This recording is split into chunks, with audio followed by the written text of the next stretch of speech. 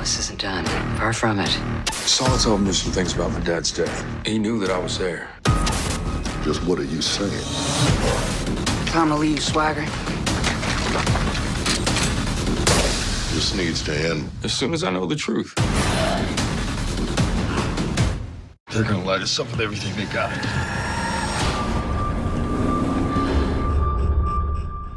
We always have a lot of action on Shooter. It's a really action-heavy show for television, and everybody brings their A game. It's pretty mind-blowing how good it was to get back into this character and wanting to make sure that we paid off the Solitov character properly. Always got tricks up your sleeve. I'm going to miss this about you.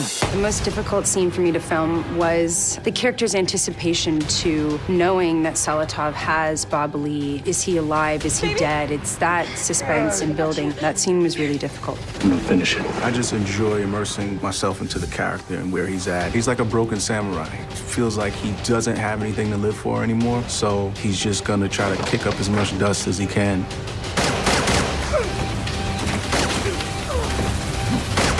It's a lot going on, and we're setting up a lot. I'm here about Atlas. Nadine is still on this mission to get closer to the truth. One of the trickiest scenes for me, we had a character, Jeffrey Denning. Unfortunately, his fate is sealed in the same way that many people's fate are sealed when they cross paths with the folks from Atlas. This isn't a suicide, and it's not some coincidence. Your boss did this. One of the things that I love about this show is our use of flashback. We're using this and looking at the world of the Swaggers. The first episode, we start to see some of what happened with Earl Swagger, who was Bob Lee's father. I want you to remember this. If it ain't loaded, it ain't lethal. So we wanted to do is both show how his father's end came, and then we wanted to kind of explore that maybe the father was involved in Atlas in some way. Atlas and the Swaggers have been interlinked since the beginning. This is something that Solitov says to Bob Lee. It's not clear if he's just sort of messing with his mind. How much do you think you know about your father? The official report said your father was alone when he died. You and I both know that was not the case. The best scene in the episode of the premiere to me is the fight.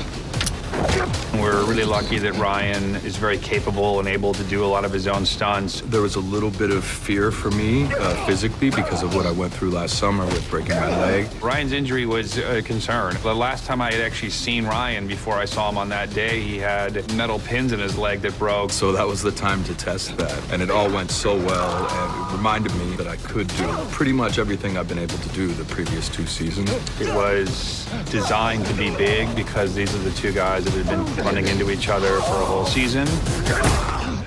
Kind of felt when it was over like these two gladiators had met finally, and obviously Bob Lee was the one who walked away. If it ain't loaded, it ain't lethal.